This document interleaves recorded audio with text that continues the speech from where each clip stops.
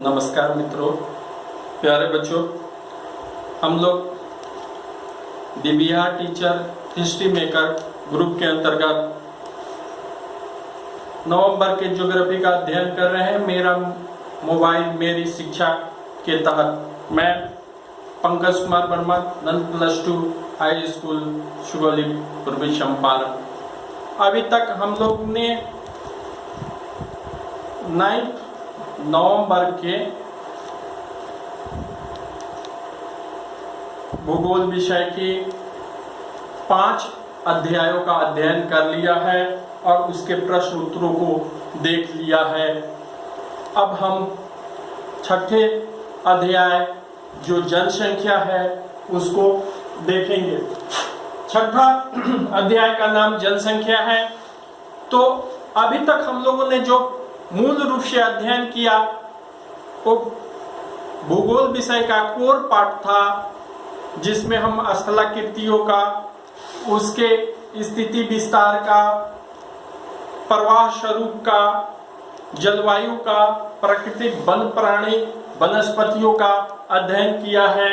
यहाँ पे जो उन सबों से भिन्न हो जाता है वो होता है जनसंख्या। अब जनसंख्या का भूगोल में क्या महत्व है, क्या उपयोगिता है, इसको जानने की आवश्यकता है। क्योंकि जनसंख्या एक आपका अर्थशास्त्र का विषय है, लेकिन भूगोल में जनसंख्या पर एक विस्तृत रूप से हायर क्लास में एक किताब भी अध्ययन करना होता है और एक अलग विषय के रूप में इसका अध्ययन किया जाता है।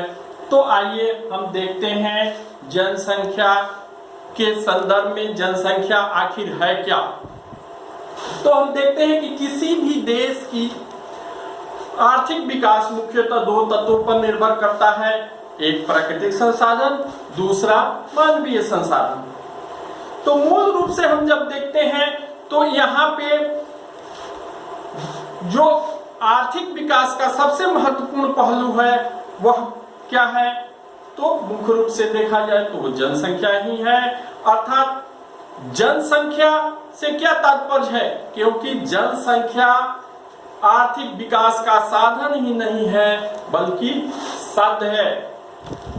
चूंकि यह एक रूप से संसाधनों का निर्माण और उपयोग कैसे करते हैं यह मानवीय संसाधन ही बताता है, और उससे हम अपना अध्ययन करते हैं। वे स्वयं भी विभिन्न गुणों वाले संसाधन होते हैं। मानव में असीम ऊर्जा होता है।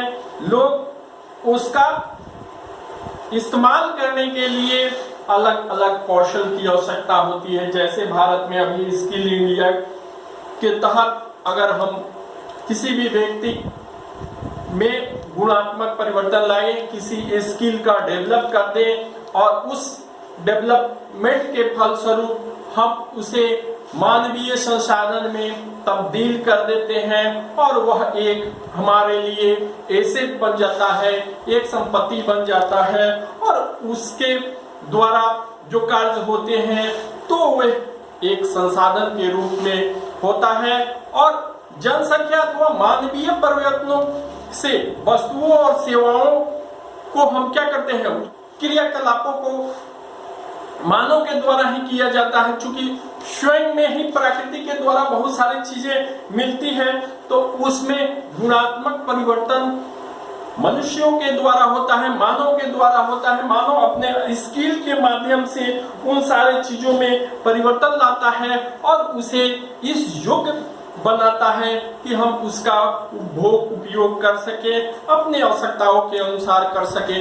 इस प्रकार यह कहा जा सकता है कि किसी भी देश का वास्तविक जो स्वरूप होता है उस देश की भूमि अथवा जलाशयों अथवा झील झरना नदियों में नहीं बसता है, वस्तुतः वह मानवीय संसाधनों के जो सुखी संपन्न स्त्री पुरुष बचे रहेंगे तो वह हमारे लिए भार नहीं होंगे, हमारे लिए संसाधन होंगे।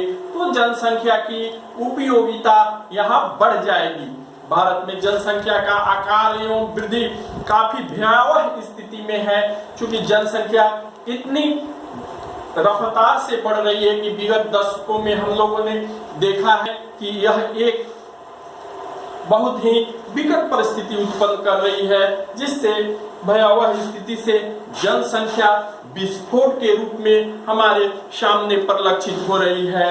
यह विस्फोट जो है वह देश के समस्त योजनाओं को प्रभावित करता है, क्योंकि जो जनसंख्या है जितनी तीव्र गति से बढ़ रही है उससे हमारे साधन हैं उनका उपयोग तेजी से हो रहा है।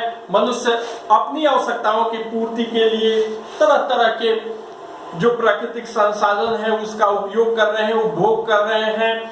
मेष अब जिस तरह जनसंख्या बढ़ रही है उनकी आवश्यकताओं के हिसाब से लोग भूमि की तलाश, वनों की कटाई हो रही है, अधिवास पर, कृषि भूमि पर दबाव पड़ रहा है। तो इस तरह हम देखते हैं कि हमारा सारा पृथ्वी के संसाधन का उत्पादन, उपभोग किए जाने की ऐसी एक आवश्यकता डेवलप होते जाती है, बढ़ते जाती है, जिससे देश के कितने लोग एक क्षेत्र में निवास कर रहे हैं, उनकी क्या गतिविधियां हैं, इन सारे चीजों के रूप में यह भयावह स्थिति उत्पन्न हो रही है। जो जनसंख्या का अगर सही से हम शिक्षा, चिकित्सा, अन्य सुविधाओं की व्यवस्था नहीं करेंगे तो यह जनसंख्या विस्फोट के रूप में हमारे सामने परिलक्षित होगा। बच्चों, आप इससे संबंधित जो जानकारी लेनी है उसकी मुख्य विषय क्या है कि बढ़ती हुई जनसंख्या की क्या उपयोगिता है, हम कैसे उसे एक संसाधन के रूप में परिवर्तित कर सकते हैं। तो जनसंख्या जो अध्याय है उसको जानने हेतु मुख्यतः 3 बिंदु हैं जो इस अध्याय से संबंधित है। पहला है जनसंख्या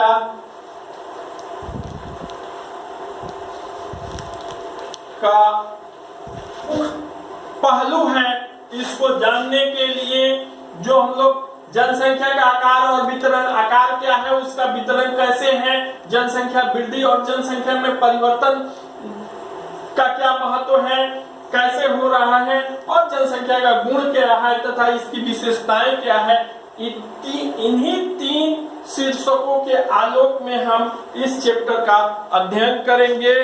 तो इस वीडियो में इतना ही, मिलते हैं अगले वीडियो में पहला जो जनसंख्या का आकार एवं वितरण है उसके साथ। धन्यवाद।